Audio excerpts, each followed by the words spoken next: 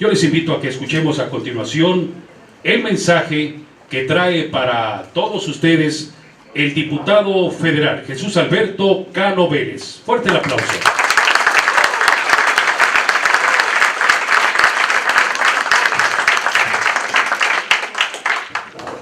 Muchas gracias a todos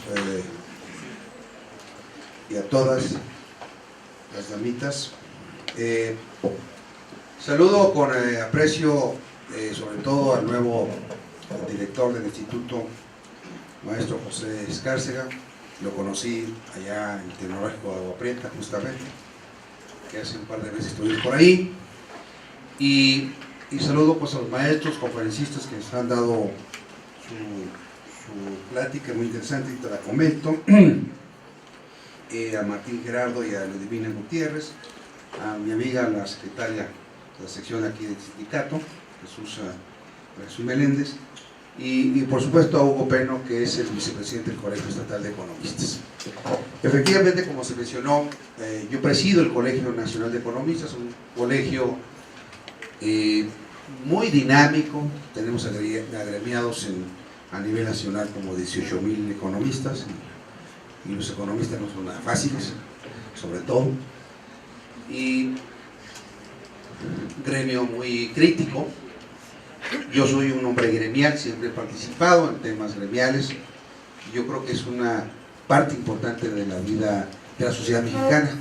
Los colegios de ingenieros, los colegios de abogados, los colegios de contadores, de arquitectos, de médicos, enfermeras, etcétera, son la sociedad organizada en gremios que son justamente los profesionales de México que estudiaron en las escuelas públicas y privadas, sobre todo en las escuelas públicas, como es el caso del Tecnológico, que requieren, necesitan, y es importante que se agremien por razones de que son una de las puntas de lanzas para provocar el cambio de México.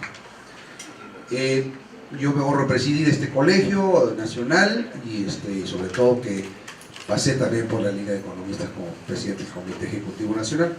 Cuando yo tomé posesión en el Colegio de Economistas el año pasado, en abril del año pasado, lancé una convocatoria. Y esta convocatoria la lancé porque yo soy una de las personas insatisfechas de lo que está sucediendo en México. Y sobre todo veo con mucho, a veces con temor, con dolor, cómo a nivel nacional todo el mundo es una queja permanente y constante. Hay una insatisfacción colectiva de la sociedad mexicana y sobre todo de los jóvenes de México.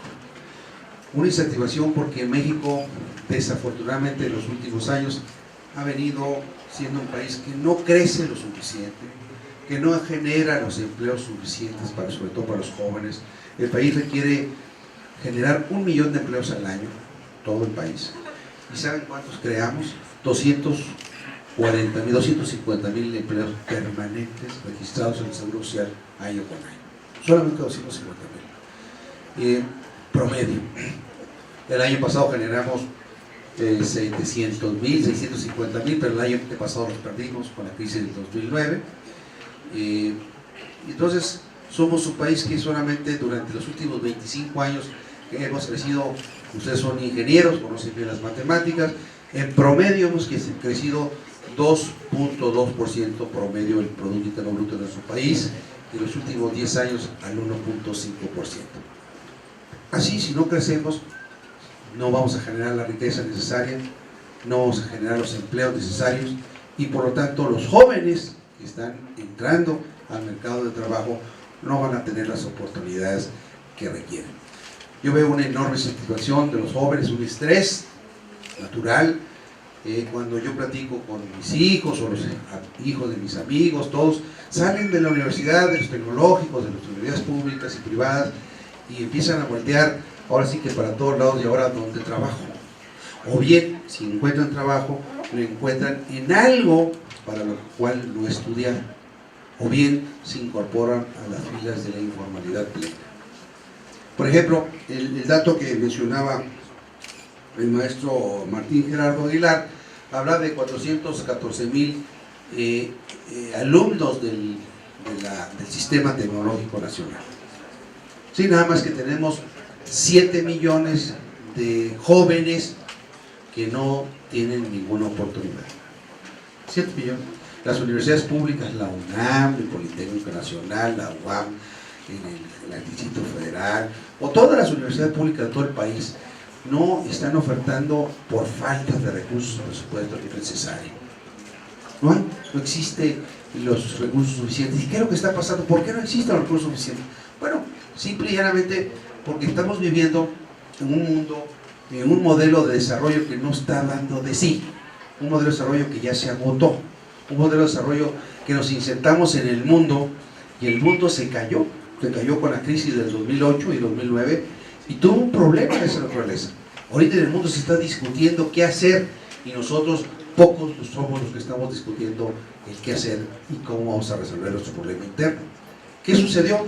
Bueno, sucedió que el mundo se polarizó. ¿Cómo se polarizó? En términos de la posguerra de la Segunda Guerra Mundial, en 2 bloques, el socialista y el mundo libre, y que ya se acabó uno y dominó el otro, el uno sobre el otro, pero al mismo tiempo también sucedió a nivel de la parte económica. Los modelos de desarrollo, aquellos centralmente planificados, también se derrumbaron y se logró llegar a un sistema de economía mixta donde participaban los estados nacionales y el sector privado. En México tuvimos un modelo exitoso del 1930, 32 a 1970, principios de los 70, donde crecíamos a tasas de los 5, 6 y 7%, generamos 800, 900, 1 millón de empleos al año. Sin embargo, también ese modelo se agotó. ¿Por qué se agotó? Porque era un modelo de economía cerrada, no había competencia.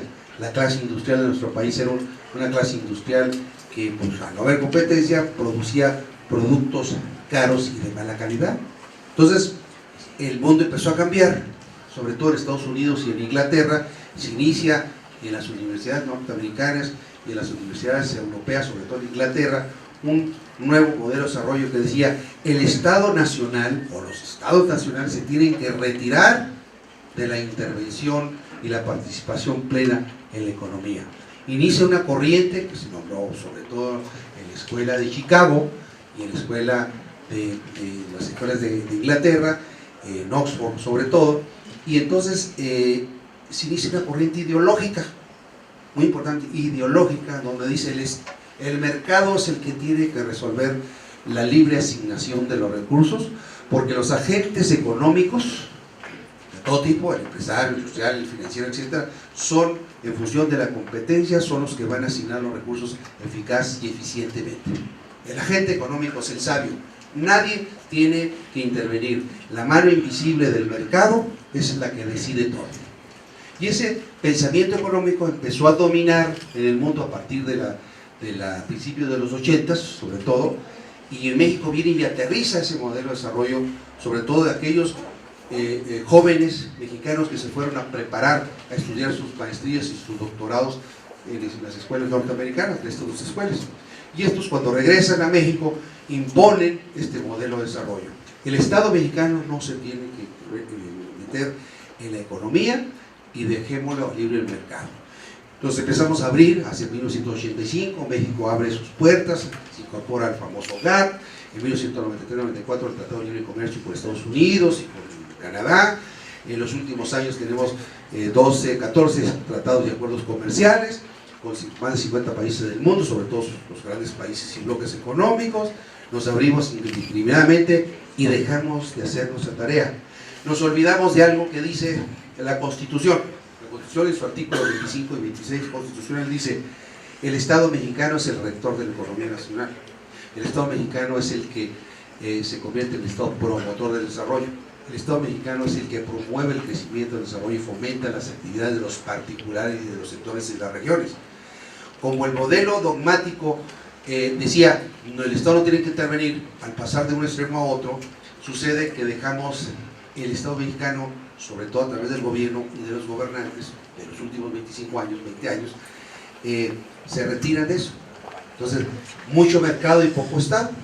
¿Pero qué sucedió? Resultó que en Estados Unidos y en Europa, sobre todo a partir del 2008, el Estado norteamericano de los últimos, a partir de la época de Clinton pero sobre todo a partir de Greenspan, que fue el presidente de la Reserva Federal durante 18 años en Estados Unidos, determinó que la Reserva Federal y los órganos reguladores del Estado norteamericano se retiran de la regulación del sistema financiero norteamericano y por lo tanto del sistema financiero internacional. Al retirarse de la regulación, no hubo nadie que regulara o contuviera los excesos que por sí solo el mercado tiene.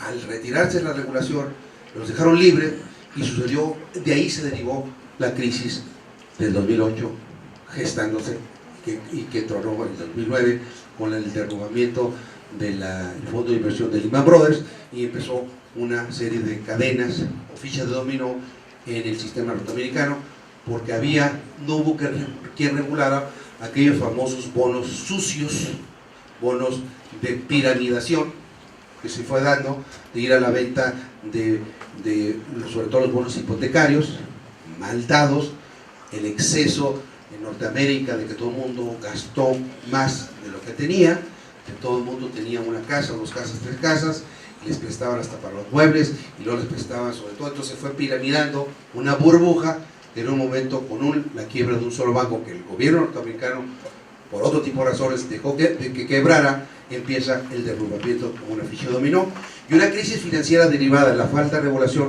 después se convirtió en una crisis económica que nos llevó a todo el mundo, sobre todo a México, por nuestro nivel y grado de dependencia que tenemos con Norteamérica. Entonces, nosotros fuimos el país que más caímos en el año 2009 al menos 6.5%. O sea, entonces tenemos un país de arrancones y de atorones. De repente crecemos al 5%, de repente nos caemos al 6.5% y así sucesivamente. Por eso crecemos en los últimos 25 años al 2.2% y en los últimos 10 años al 1.5%. Si no crecemos a tasas de 6 y 7%, pues no vamos a generar el millón de empleos que se requiere en este país, porque son los números de jóvenes que se incorporan al mercado del trabajo. Cuando yo tomé posesión del Colegio Nacional, yo dije, voy a lanzar una gran cruzada nacional para discutir aquí en México lo que necesitamos para el país para los próximos 25 años.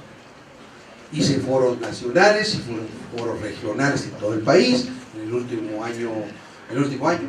Y entonces me di cuenta de la enorme insatisfacción que existe a lo largo y a lo ancho del país, porque todo el mundo, ¿quién podrá estar satisfecho con los resultados de un país que crece poco, de un país que no genera los empleos necesarios suficientes que ya les mencioné? El millón de empleos se generan 250,000, se van 400,000 mexicanos hacia Estados Unidos hasta el 2008, con el endurecimiento de la política migratoria de Estados Unidos, sobre todo la ley SB 170 aquí en Arizona, que ya se empezó a dar en otros estados de la Unión Americana, hace que menos mexicanos se vayan o muchos se regresen por la propia crisis de Estados Unidos y por la persecución que se tiene. Entonces se han estado yendo en los últimos 2 años alrededor, según cifras del Servicio de Inmigración de Estados Unidos, 180,000 mexicanos promedio por año. Pero ves, 180,000, antes se iban 400,000 mexicanos. Entonces, 400,000 mexicanos se iban por año, 250,000 que se genera en empleo formal registrado en el Seguro Social, son 650,000, y los otros 350,000, pues es la informalidad, el subempleo, el desempleo, y bueno, muchas han caído en las garras de la delincuencia organizada. Ese es el gran problema de su país. Sin embargo, como no crecemos, ¿qué tenemos que hacer? Eso es lo que yo me llevé a cuestas. Discutir con los especialistas, con los académicos a nivel nacional, con las universidades, con los empresarios, con los industriales, con los productores agropecuarios, con los gobiernos, los 3 autores del gobierno, todos en diferentes reuniones. Discutimos el tema del desarrollo social, discutimos el tema del financiamiento para el desarrollo, discutimos el tema del campo, discutimos el tema de la promoción del desarrollo, el Estado promotor del desarrollo, el fomento económico, todo eso discutimos, entre otras muchas cosas. Y llegamos a una conclusión, a un documento que estamos ahorita elaborando en el Colegio Nacional de Economistas para tenerlo listo el mes de enero próximo con los especialistas y plantearle a los mexicanos y a México por una aportación del colegio qué es lo que queremos para México en los próximos 25 años. Y lo más importante es qué queremos para los mexicanos del mañana. ¿Qué queremos para nuestros hijos y los hijos de sus hijos? ¿Qué queremos para los jóvenes que están incorporando al mercado de trabajo? Queremos yo digo, tenemos que poner en la agenda, en el centro de la agenda nacional, educación. Porque como bien se dijo, la educación y la investigación tecnológica y científica son los elementos fundamentales de los motores del cambio de los países. Son elementos fundamentales del nivel y grado de desarrollo en que tienen que ir los países hacia adelante. Si nosotros volvemos a poner en la agenda, el centro de la agenda nacional, la educación, la investigación tecnológica y la investigación científica, vamos a dar un paso gigantesco hacia lo que queremos para hacia adelante. Primer punto. ¿Cómo hacerle?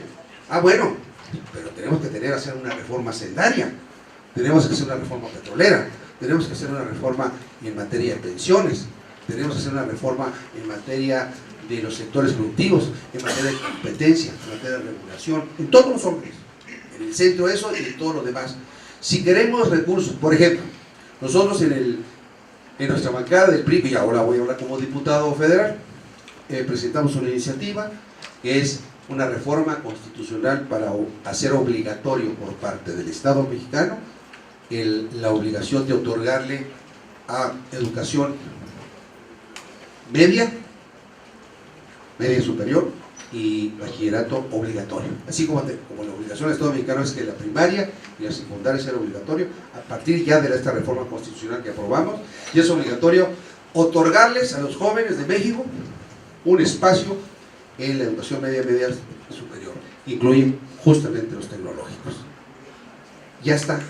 Sin embargo, el Ejecutivo Federal, sabiendo que esa iniciativa estaba ya aprobada en la Cámara de Diputados y estaba por aprobarse en la Cámara de Senadores, por unanimidad, no mandó nada de recursos presupuestales en el presupuesto de nuestra federación para el efecto. Nosotros estamos diciendo que como es un asunto obviamente costoso, entonces traer una reforma sendaria, en 10 años tenemos que dotar a los jóvenes de México, 10 años, si no es que antes, por supuesto, si no hacemos una reforma sendaria, recursos necesarios para que existan los planteamientos que aquí se han hecho. Recursos, le vamos a meter no menos de 2,000 millones de pesos el próximo año para la educación, la obligatoriedad de la educación tecnológica y bachillerato para el próximo año. Es lo que vamos a hacer el próximo año. Es algo que yo personalmente estoy viendo, porque yo soy el secretario de la Comisión de Presupuesto y a mí me toca justamente armar y diseñar el presupuesto de esa federación que mandó el Ejecutivo Federal y cómo le inventamos la plana al Ejecutivo Federal nosotros los diputados. Para eso son los diputados, aunque no lo crean, a veces. Bueno, primer punto. Segundo punto, vamos a meterle más recursos a la educación superior, como lo hicimos el año pasado. Por ejemplo, el año pasado mandó en términos reales el crecimiento del 2%, nosotros lo metimos hasta el 6.6%. Yo personalmente, universidad por universidad de todo el país. Ahora lo mandó, bueno, ya viene bien las universidades, sí, lo mandó al 4%, pero requiere mínimamente 6, 7, 8% en términos reales de crecimiento. Debemos incorporar más recursos a las universidades públicas de todo el país, a los institutos tecnológicos y bachilleratos, de acuerdo a la reforma constitucional que les comentaba, y por supuesto, recursos para la educación de tiempo completo de la educación básica. Yo metí una iniciativa justamente para lograr que de nueva cuenta logremos la educación de tiempo completo en México. Es decir, que los jóvenes de primaria y secundaria vayan en la mañana y en la tarde a la escuela. Es decir, ¿qué implica eso? Mucho dinero también, porque implica darle su lunch a mediodía para que estén en las escuelas, para que en la tarde, en vez de que estén en su casa, que ustedes sabrán a qué se me refiero, muchas veces los niños y jovencitos de primaria y secundaria regresen a su casa en la tarde porque nada más van 4 horas y media a la escuela, la educación básica. Salen entre las 8, 8 y media y salen a las 2 y media, una cuando mucho. Entonces, ¿qué hacen en la tarde? A veces las mamás se quejan, los papás se quejan porque muchas veces la mamá trabajadora, la mamá la mamá solteras, los padres tienen que trabajar. Entonces los niños chiquitos llegan a su casa y no tienen con qué dejarlos, o lo dejan con la abuelita o con el hermanito o hermanita más grande y luego Yo creo que la educación de tiempo completo es fundamental para elevar la calidad educativa, pero sobre todo que los jóvenes estén en las escuelas, en las instalaciones, con instalaciones adecuadas, con instalaciones deportivas, con educación cívica, con educación de otro idioma, que hagan la tarea y asesorías en las escuelas. Ese tipo de cosas va a costar mucho dinero. Ya está incorporado el presupuesto de nuestra recreación que vamos a aprobar a más tardar el 15 de noviembre.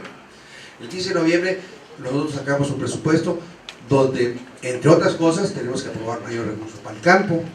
Porque ¿qué hizo el Ejecutivo Federal? Mandó huecos, no atendiendo lo que establece el artículo 25 del 26 constitucional. Manda mayores recursos para la seguridad pública, sí, cierto. Los mexicanos están exigiendo seguridad pública. Es la preocupación más grande que tienen los mexicanos. Sin embargo, le hemos dado muchos recursos año con año al Ejecutivo Federal para la seguridad pública, para la Secretaría de Gobernación, para la Secretaría de Marina, para la Secretaría de Defensa Nacional, para la Secretaría de la Procuraduría General de la República, para la Secretaría de Seguridad Pública. El año que entra son 153,000 millones de pesos, en el 2006 eran como 60,000, y que ha habido más recursos y más inseguridad, desafortunadamente. Más recursos y más inseguridad.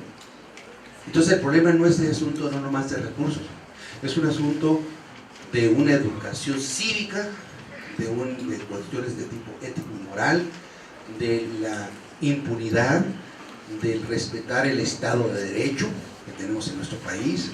Es mucho más que solo asunto del dinero.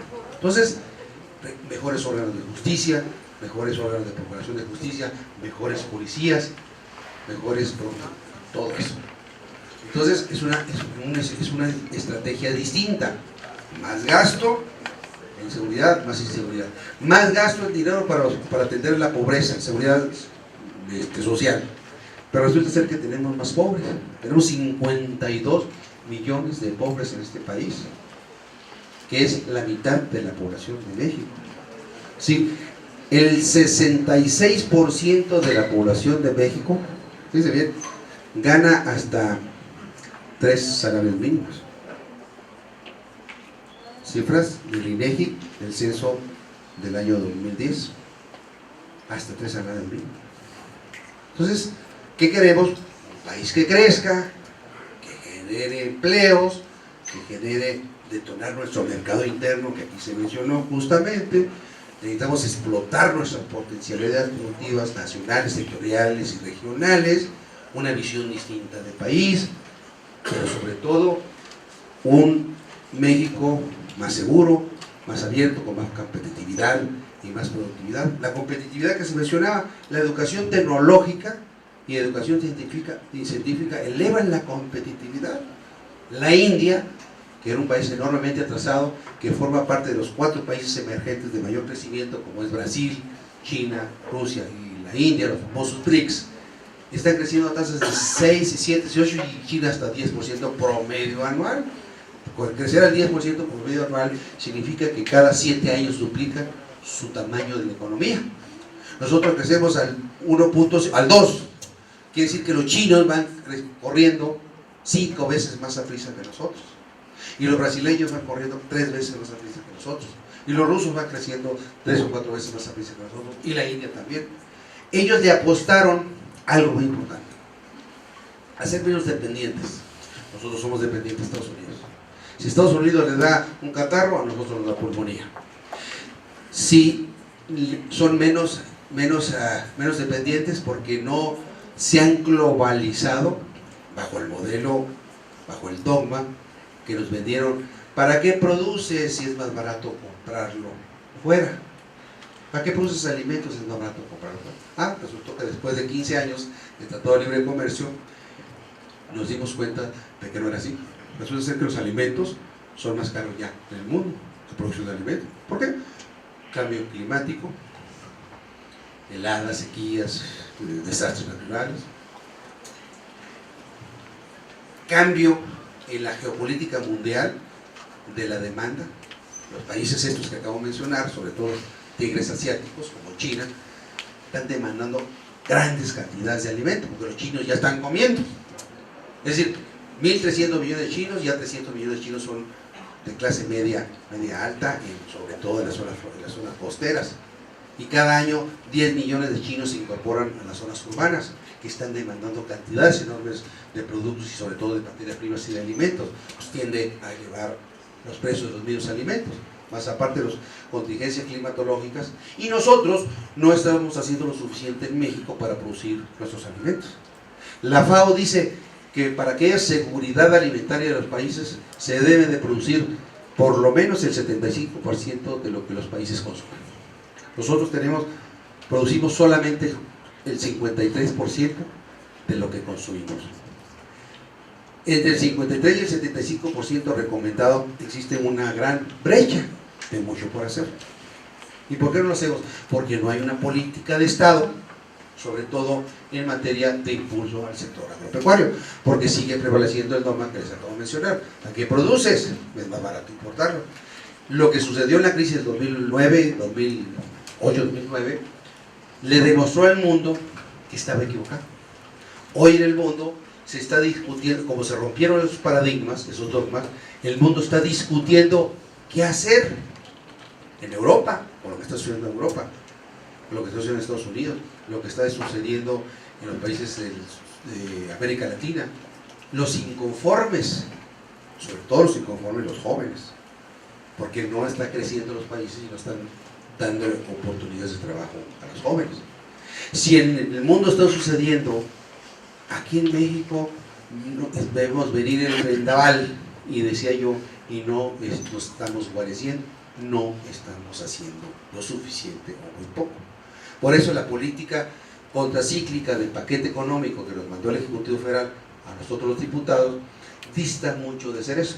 Sí es más recursos para la seguridad, lo que es una demanda de los mexicanos, una necesidad. Sí más recursos para atender a los pobres, pero para los pobres para mantenerlos, no para sacarlos de pobres. Y pocos recursos para los sectores productivos, para el campo. Por ejemplo, entre la ley de ingresos y el presupuesto, que ya aprobamos la ley de ingresos, y nos falta el presupuesto de aquí el 15 de noviembre, existe una insuficiencia de recursos de cuando menos 120,000 millones de pesos.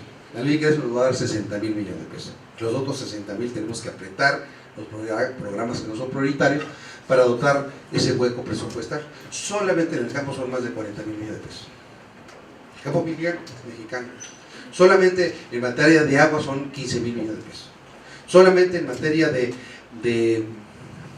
recursos para la salud pública, sobre todo en hospitales, operación, medicinas y todo lo demás, plazas, más entre 10 y 20,000 millones de pesos. Solamente para la pequeña y mediana empresa, otros 5,000 millones de pesos. Y así sucesivamente. Educación superior, como 15,000 millones de pesos. Educación media, que la reforma constitucional, otros 2,000 millones, etc. Entonces hace falta 120,000 millones de pesos. Pero esos 120,000 millones de pesos los vamos a destinar nosotros a dos cosas: apoyar a los sectores productivos para que crezcan y generen empleo. Porque yo digo que la generación de empleos es lo que ataca la pobreza, no las dádivas ni los programas asistencialistas de tipo social. Y dos, recursos para la educación, ya decía yo, y la salud pública. Esas son nuestras prioridades como diputados, en mi caso como diputado y secretario de la Comisión de Presupuestos. Y así lo vamos a hacer de aquí al 15 de noviembre. A lo que quiero llegar es, ¿cuáles son las perspectivas? Como dice lo que me dijeron que dijera aquí, ¿cuáles son las perspectivas económicas y políticas y sociales de México y de Sonora?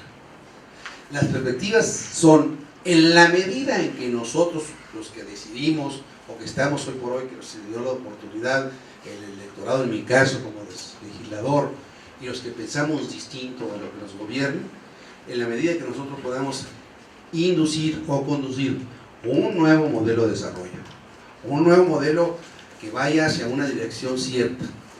Rumbo se perdió en este país. Volver a fijar la brújula del crecimiento y el desarrollo, sobre todo poniendo en el centro de la agenda nacional la educación, la investigación científica y tecnológica.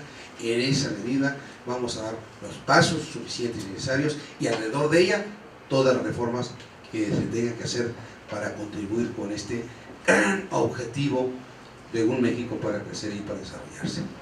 Un México que tenga una razón de ser, sobre todo un gobierno exitoso o un Estado exitoso, mejor dicho. Un Estado exitoso es aquel que le da niveles de bienestar y satisfacción a su población. En el momento en que la mayoría de los mexicanos estén insatisfechos, algo está fallando. Ese Estado mexicano es un Estado fallido. Y en México tenemos los últimos años en un Estado fallido, porque tenemos más pobres, más violencia, más inseguridad, menos crecimiento económico, menos generación de empleo y una enorme insatisfacción social. Cuando yo platico con los jóvenes, como es el caso de ustedes, a nivel nacional, en todas las universidades del país que estoy yendo, lo primero que me encuentro es: ¿qué vamos a hacer cuando nosotros salgamos de la escuela? Esa es la primera pregunta que hacen los jóvenes. Seguramente ustedes se están haciendo la pregunta. Yo soy de los que opino que debemos cambiar este modelo, inducir un modelo de desarrollo que vaya hacia una dirección correcta. Crecimiento económico, generación de empleo y sobre todo una mejor y mayor distribución de la riqueza nacional. ¿Cómo? Un Estado que controle y regule los monopolios, un Estado que regule y contenga los oligopolios, un Estado que contenga y regula los excesos del mercado. Para eso se requiere hacer una reforma de fondo, una reforma política, una reforma de la gobernabilidad, que es lo que estamos trabajando justamente en el Congreso de la Unión. Esta semana, la semana pasada, nos hemos enfrascado en una enorme discusión para la reforma constitucional, que seguramente ustedes la han escuchado en la prensa, en la televisión, y de repente ven que ahí los diputados se pelean y dicen y tornan y se sacan la lengua y no sé cuántas cosas. Yo no soy de eso. Pero la discusión se está dando. Estamos discutiendo qué queremos para México en los próximos años. Y claro, hay de todo. Hay quienes se oponen, hay quienes no nos oponemos, hay quienes pensamos distinto. Para eso es la democracia. La democracia en México, como en todos los países del mundo y en todos los parlamentos, es para debatir y discutir las ideas en forma civilizada. Hay algunos que se sacan el lema, como decía, pero pues eso es lo de menos. Lo importante es que se debata las ideas en forma civilizada y a la luz de la opinión pública. A lo mejor a los mexicanos no les gusta que los diputados sean a veces en excesiva, digamos, ánimo, como sucede, pero vale más que estén ahí esos diputados rijosos como Noroña y algunos compañeros míos metidos ahí discutiendo. Yo lo prefiero ahí discutiendo que en las calles haciendo desmanes. Muchas gracias.